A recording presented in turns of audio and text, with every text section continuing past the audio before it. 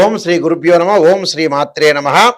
వాగర్ధావ సంప్రోక్తో వాగర్ధ ప్రతిపత్తే జగతో పితరౌ వందే పార్వతీ పరమేశ్వరౌ వ్యాసాయ విష్ణురూపాయ వ్యాసరూపాయ విష్ణవే నమో వై బ్రహ్మనిదే వాసిష్ఠాయ నమో నమ.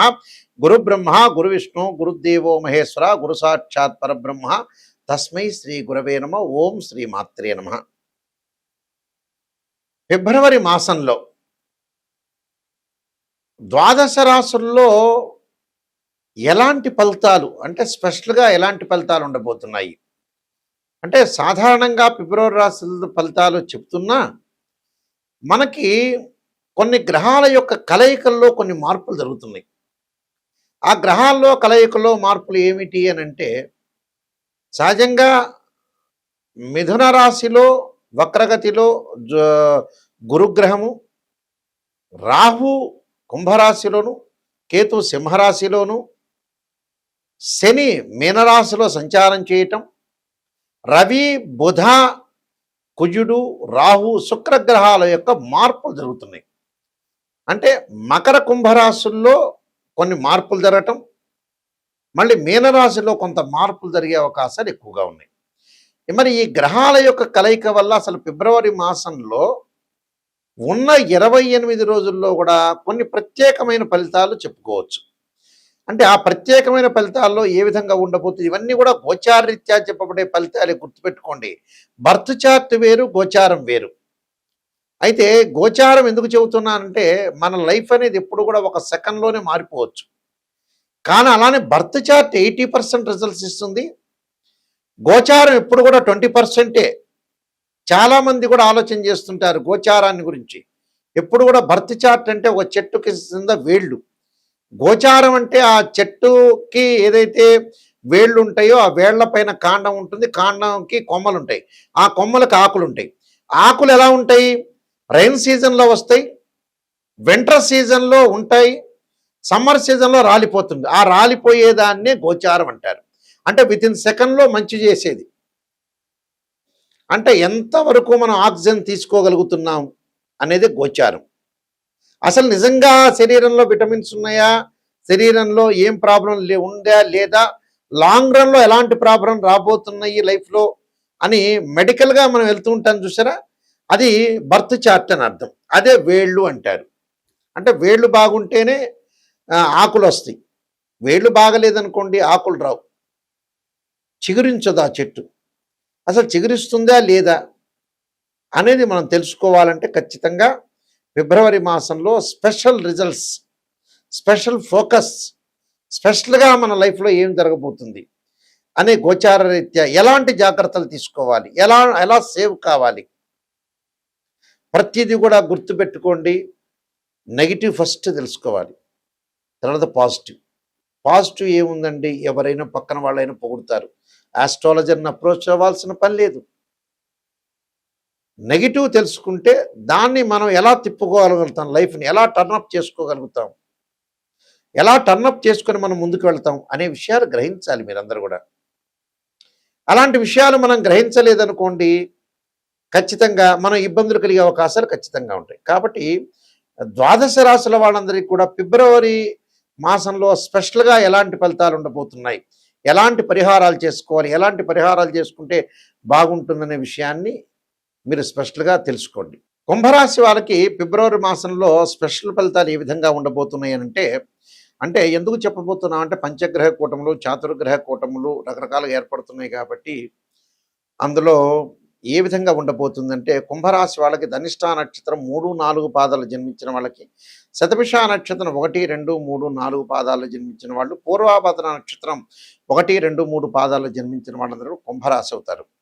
కుంభరాశి వాళ్ళకి ఏ విషయంలో అయినా కూడా మీ మాట నెగ్గే అవకాశాలు ఎక్కువ ఉండటం, ఇంపార్టెంట్ అనేది మీకు ఎంప్లాయ్మెంట్ అంటే ఉద్యోగంలో ప్రాధాన్యత పెరగటం, ఎటువంటి ప్రయత్నం చేసినా కూడా సర్వత్రా విజయం లభించడం, ఆదాయ ప్రయత్నాలు సఫలీకృతం కావటం, ఆదాయానికి లోటు ఉండదు, ఆకస్మికంగా ధనప్రాప్తి కలిగే అవకాశాలు ఉంటాయి, విదేశాలకు వెళ్ళే అవకాశాలు, పెండింగ్ పనులు పూర్తి కావటం, కుటుంబ సభ్యుల మధ్య ఖర్చులు బాగా పెరగటం, వృత్తి వ్యాపారాల విషయంలో మంచి లాభాలు కలిగే అవకాశాలు, వ్యక్తిగత సమస్యలు కూడా పరిష్కారం చేసుకోవటం, ఉద్యోగంలో ప్రోత్సాహకరంగా వాతావరణం ఉండే అవకాశాలు, నిరుద్యోగులకి సొంత ఊర్లకు వెళ్ళి ఉద్యోగాలు చేసుకునే అవకాశాలు, విద్యార్థులకు కొద్దిగా అంటే శ్రమ పడితే మంచి రిజల్ట్స్ వచ్చే అవకాశాలు ఎక్కువ ఉంటాయి. వివాహ ప్రయత్నాలు, శుభ కార్యక్రమాలు జరిగే అవకాశాలు బాగా ఎక్కువ ఉంటాయి.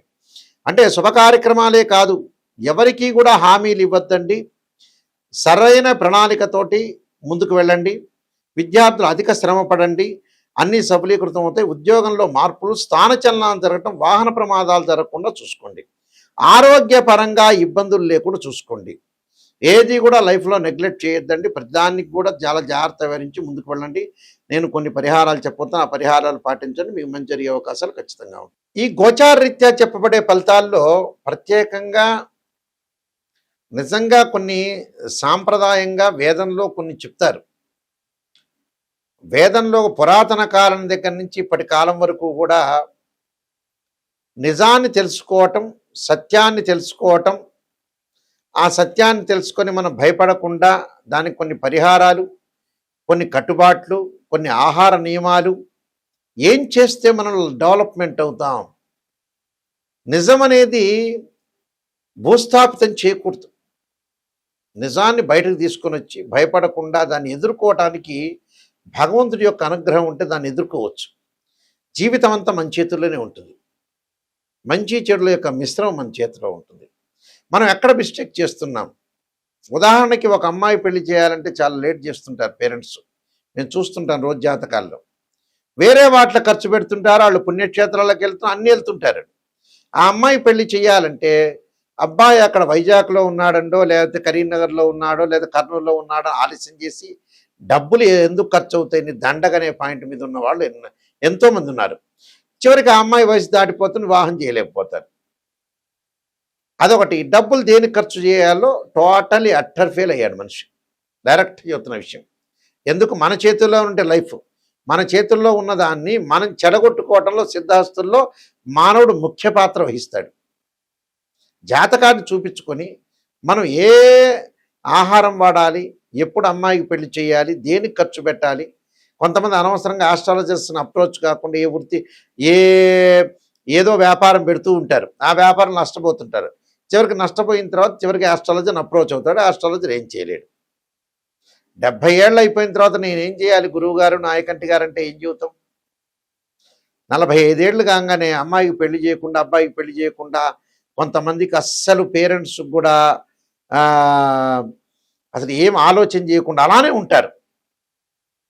సంతానం కానీ, వివాహం కానీ, ఫైనాన్షియల్ పరంగా డెవలప్మెంట్ కానీ చాలా తొందరగా యాక్టివ్ కావాలి మనిషి. ఉదాహరణకి ఒక భార్యాభర్తలు ఇద్దరు కూడా పెళ్లి చేసుకుంటారు, విపరీతంగా డబ్బు సంపాదిస్తారు, కానీ సంతానం వరకు వెళ్ళరు. మరి ఆ డబ్బు ఏం చేస్తారో అదే అర్థం కాదు. సంతానం లేకపోతే డబ్బు ఎందుకండి మనిషికి? ఏదో మినిమం బ్యాలెన్స్ అనేది కావాలి. కొంతమంది కొడుకులో పెళ్లి చేయరు, ఎన్నో ఆస్తిపాస్తులు ఉంటాయి, మ్యారేజ్ బ్యూరోలో డబ్బులు కట్టరు, ఆస్ట్రాలజర్ దగ్గరికి వెళ్ళరు, ఎక్కడో అమ్మాయి ఉంటే దూర ప్రాంతాల్లో వెళ్ళారంటే డబ్బులు ఖర్చు అయితేనే ఆలోచన చేస్తున్నాడు. మొత్తం డబ్బు మహిత్యం అయిపోయింది. మనిషి చనిపోవటం కూడా ఈ మధ్యకాలంలో ఏంటంటే ప్రతి వాళ్ళకి కూడా కామన్గా తీసుకుంటున్నారు. ఎందుకు లేబ్బా డాక్టర్ దగ్గర మేము డబ్బులు కట్టడం అనే స్థితిలో ఉన్నారు మనుషులు. ఆ స్థితి అనేది మారాలి మనిషి.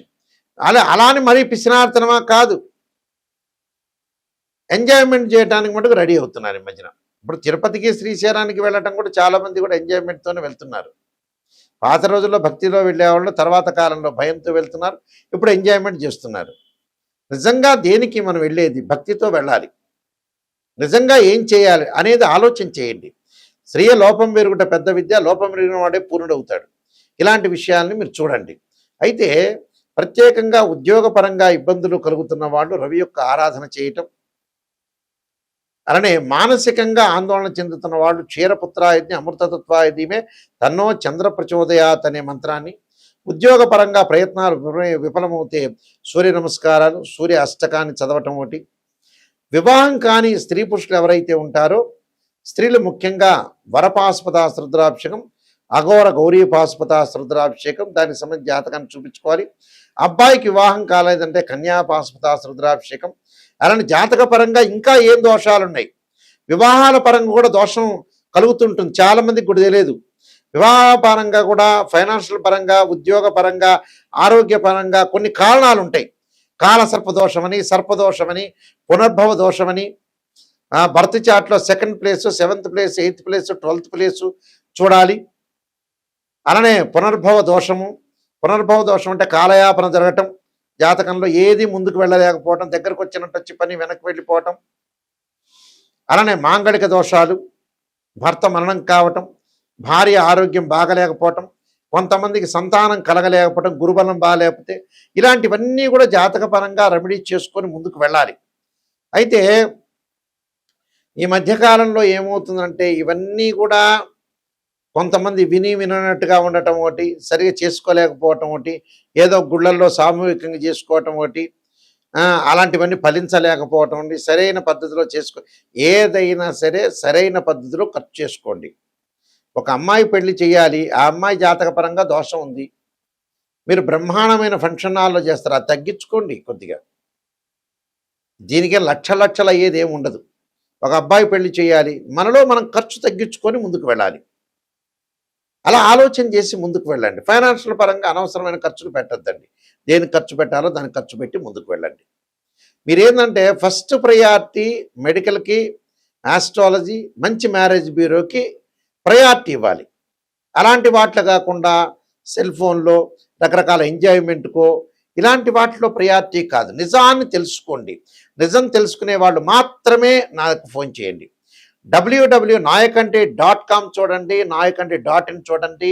నేను నెంబర్ ఆఫ్ ఆస్ట్రాలజీ బుక్స్ రాశాను. కాలసర్పయోగం, కాలసర్పయోగ చంద్రిక, రాహుకేతులు, ఛాయాగ్రహాలు, అలానే పుత్రగణపతి వ్రతము, స్వప్న శాస్త్రము, సర్వదేవతా గోత్రపురులు పార్ట్ 1, పార్ట్ 2, అలానే బృహత్ పరిహార సింధు, దాంతోపాటు జాతక చంద్రిక, వివాహ మార్తాండం, production of astrology, number of books రాశాను.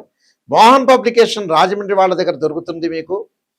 అలానే మా దగ్గర కూడా ఈ పుస్తకాలు లభిస్తాయి. చాలా జాగ్రత్తగా ఆలోచన చేసి ముందుకు పెడితే మీకు మంచి జరిగే అవకాశాలు ఖచ్చితంగా ఉంటాయి. ఎందుకంటే ప్రధానికి కూడా ఒక పరిహారం ఉంది. బర్త్ చార్ట్ అనేది చాలా ఇంపార్టెంట్.